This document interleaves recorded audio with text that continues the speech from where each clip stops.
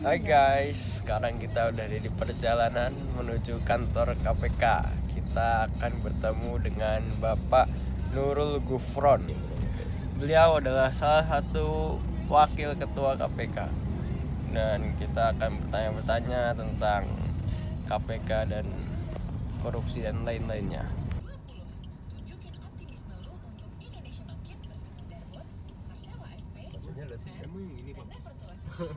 Maksudnya lihat mana?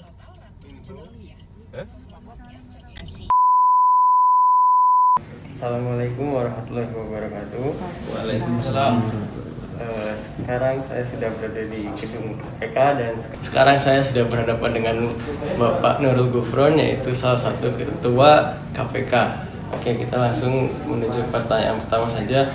Bagaimana cara KPK itu bisa mengetahui bahwa dari perorangan atau para pejabat gitu melakukan tindakan pidana korupsi? Bahkan secara pengalaman saya saja, kepala sekolah saya dari sekolah saya itu pernah dicek oleh KPK dan karena takutnya ada tindak pidana korupsi. Oke. Setiap kejahatan itu selalu ada korbannya, orang yang terugikan akibat kejahatan tersebut. Orang-orang tersebutlah yang kemudian melapor pada aparat penegak hukum, termasuk dalam hal ini korupsi, melaporkan ke KPK. Karena kejahatan korupsi korbannya itu rakyat banyak, maka rakyat yang melaporkan kepada KPK, sehingga KPK tahu di mana-mana ada tindak pidana korupsi tersebut. Pertanyaan pertama sudah terjawab, saya lanjut langsung ke pertanyaan kedua. Apabila dibandingkan dengan para pelaku korupsi di Indonesia dan di luar negeri, kalau kita lihat di luar negeri itu seperti Cina dan Jepang, apabila pelaku tindak pidana korupsi, mereka akan malu gitu di depan kamera, ataupun dari Jepang mungkin mereka akan melakukan sampai harakiri atau bunuh diri di Jepang. Tapi kalau kita lihat di Indonesia, para pelaku tindak pidana korupsi itu mereka tetap bisa tersenyum di depan kamera, dan bahkan seperti seakan-akan mereka masih hidup tetap bahagia, dan seperti di penjara pun mereka masih tetap di tempat penjara yang tetap enak gitu. Dari pernyataan tersebut, bagaimana pendapat Bapak? Penyesalan itu kan keluar dari dalam diri ya. Mereka yang melakukan kejahatan tapi tidak menyesal, masih menyapa dengan senyum, itu menunjukkan bahwa kesadaran dirinya itu sudah di titik nadir. Orang berbuat aib mestinya malu, tetapi mereka tidak. Itu kan menunjukkan kesadaran sosial mereka, moralitas mereka ya sudah runtuh gitu. Mungkin juga karena merasa bahwa kejahatan korupsi ini saat ini sudah jamak. Mereka yang tertangkap hanya mereka yang apes, sementara yang lain belum tertangkap, jadi mereka masih senyum-senyum, saya hapus saja, yang lain masih belum gitu. Oke. Pertanyaan kedua sudah dijawab, saya lanjut ke pertanyaan ketiga. Untuk pertanyaan ketiga ini, pertanyaan saya adalah, apakah Indonesia masih mungkin untuk menghilangkan tindak pidana korupsi Indonesia? Karena saya pernah mendengar bahwa dari rakyat gitu, kalau Indonesia itu yang namanya korupsi, sogok menyogok, gratifikasi itu sudah mendarah daging bagi Indonesia. Dan seperti kata Taufik Hidayat itu, kalau kita mau menghapus tindak-tindakan seperti ini, kita harus membongkar semua gedung-gedung pemerintahan, DPR itu semua harus dibongkar semua. Jadi apakah Indonesia ini masih bisa hilang tindak pidana korupsinya? Setiap kebaikan itu harus diyakini bahwa akan tercapai. Termasuk juga Indonesia bersih dari korupsi itu adalah impian seluruh rakyat Indonesia. Kalau kemudian setiap warganya pesimis, ya pasti tidak akan tercapai.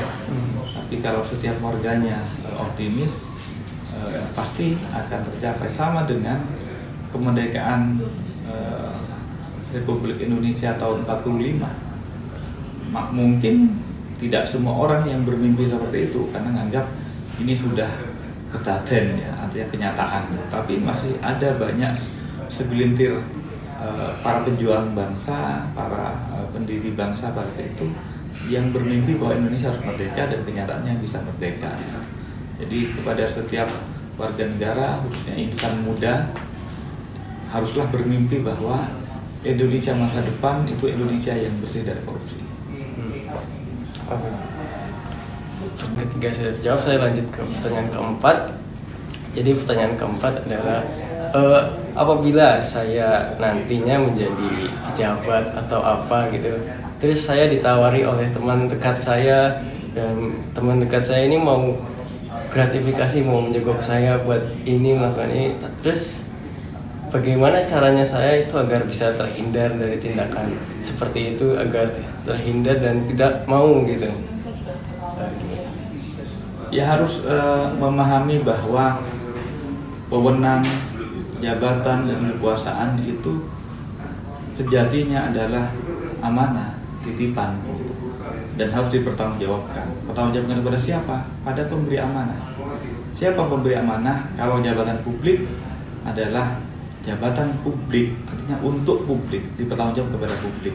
Di atas itu semua, sebagai bangsa yang religius, jabatan, harta, suami dan istri, itu semua adalah amanah dari Tuhan Yang Maha Esa yang harus dipertanggungjawabkan kepada Tuhan. Jadi kalau sudah selalu ingat bahwa dia pejabat publik, maka bertanggung jawab pada publik. Kalau sekiranya gratifikasi, suap, dan uang-uang yang ilegal itu akan mempengaruhi keputusannya dalam memberikan keputusan-keputusan yang berdampak kepada publik, maka kalau ingat bahwa saya harus bertanggung jawab kepada publik, saya yakin kemudian ya tidak akan terjadi itu. Yang penting itu. Jadi kalau orang-orang yang menyimpang itu kan orang-orang yang tidak ingat bahwa dia adalah pejabat publik. Asumsinya jabatannya untuk dirinya, asumsinya jabatannya untuk keluarganya saja, untuk parpolnya, untuk kelompoknya, untuk sukunya, untuk agamanya saja. Itu yang mestinya harus dipahami, bahwa jabatan publik untuk publik di mana dia diangkat. Saya pernah mendengar pernyataan dari bahwa yang namanya KPK itu menghambat investasi. Bagaimana pendapat Bapak? Economic Forum Internasional melansir bahwa faktor-faktor masuknya investasi ke sebuah negara, salah satunya ukurannya adalah korupsi. Maka sesungguhnya KPK hadir itu untuk memberikan kemudahan, memberikan iklim investasi yang kondusif bagi masuknya investasi. Sehingga KPK adalah turut serta membangun ekonomi dengan memberikan kepastian-kepastian hukum. Investor itu bukan hanya butuh kepastian ekonomi, prospektus ekonomi, tapi juga kepastian hukum. Salah satunya penopang hukum adalah KPK. Jadi saya kira pernyataan tersebut perlu dikoreksi lah. Pertanyaan saya selanjutnya, apakah menjadi KPK itu bisa dijadikan tujuan karir bagi anak muda yang sekarang? Semua jabatan publik itu, jangankan KPK, presiden juga bisa dijadikan mimpi bagi anak-anak muda saat ini. Anak-anak muda saat ini kan malah banyak ingin jadi popularitas di YouTuber gitu ya, Instagramable gitu. Saya yakin itu semua adalah cakrawala jabatan-jabatan ataupun profesi-profesi yang bisa dijadikan ya cita-cita, visi, dan impian semua anak muda. Jadi KPK pun begitu. Semua pejabat, semua posisi yang penting baik, yang penting bermanfaat bagi rakyat banyak, itu semuanya bisa dijadikan sebagai sebuah profesi. Orientasi profesi itu yang supaya Anda kemudian mulai terkoreksi ya. Akan-akan saat ini profesi ukurannya mana yang memudahkan dapat harta dan duit banyak gitu ya. Cepat terkenal, cepat bisa menggandeng gadis-gadis cantik gitu. Itu mungkin iya, tapi sesungguhnya itu hanya impact saja. Yang penting adalah tujukan diri Anda, wahai anak muda, untuk menjadi profesional yang mampu memberikan kemanfaatan bagi orang lain. Apalagi orang lain itu tambah banyak, tambah bagus. Mau jadi apapun, YouTuber itu kenapa kemudian jadi ngetop saat ini dan banyak duitnya? Karena info-infonya minimal memberi pencerahan atau memberi petunjuk. Kan banyak sekarang mau rusak mobil, tinggal ngambil di YouTube, cari di YouTube tutorialnya. Mau nyetrika atau membersihkan kulit saja, tas kulit atau jaket kulit, cari di YouTube. Itu kan apa? Karena kemudian bermanfaat bagi orang lain. Jadi sesungguhnya apapun profesinya, yang penting bisa bermanfaat, itu sudah pasti akan dicari. Kan sudah dicari orang, maka pasti kemudian ya rezekinya akan lebih banyak. KPK pun begitu. KPK kan pejabat yang menjaga agar setiap rupiah dari keuangan negara itu efektif dan efisien untuk rakyat banyak. Kalau ada anak-anak muda yang bermimpi ingin jadi KPK, itu bagian dari mimpi yang indah. Silahkan. Saya jawab, saya lanjut ke pertanyaan terakhir. Pertanyaan terakhir saya adalah pesan Bapak untuk kepada generasi milenial, anak-anak muda sekarang yang nantinya akan menjadi pejabat pemimpin masa depan.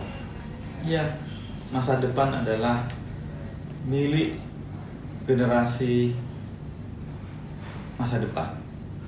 Masa kini adalah milik generasi masa kini. Oleh karena itu, ukirlah masa depanmu dengan cara mengukir dirimu untuk mempersiapkan masa-masa emasmu, masa-masa putihmu, masa-masa cemerlangmu yang akan datang.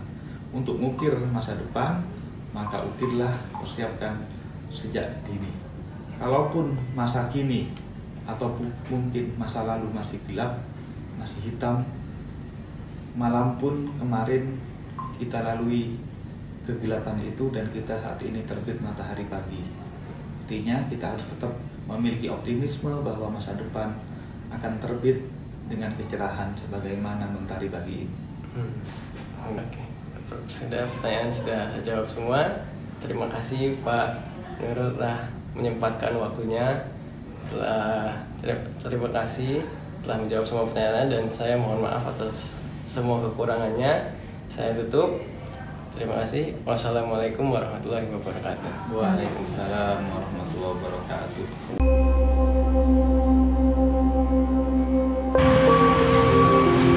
Setelah yang saya dapatkan ya dengan berbicara dengan Bapak Nurul Gufron, dia adalah salah satu wakil ketua KPK, bahwasanya KPK ini sangat penting bagi kemajuan bangsa Indonesia ya Kak, karena fungsinya itu KPK agar pemerintahan itu bisa menjalankan dengan agar pemerintahan itu bersih ya, dan terus menjalankan sesuai koridor dan berjalan sesuai dengan aturan yang ada. Dan oleh karena itu mungkin saat ini banyak kasus-kasus besar yang belum bisa terpecahkan. Dan karena itu tantangan KPK sekarang saat ini bahwa KPK itu harus bisa memecahkan berbagai macam korupsi yang ada dan melakukan tindakan-tindakan preventif untuk mencegah adanya tindak-tindakan korupsi. Contohnya seperti kasusnya Setia Novanto, yang kasusnya Setia Novanto ini melakukan berbagai tindak macam yang sangat licik ya untuk menghindari pemeriksaan, pertemuan dengan KPK. Oleh karena itu kita harus bisa mencegahnya agar tidak ada lagi kasus-kasus korupsi yang mau muncul lagi ya, harus dikubur secara dalam-dalam. Oleh karena itu terus tetap tegakkan keadilan bagi KPK dan terus buat Indonesia ini bisa lebih maju. Semangat.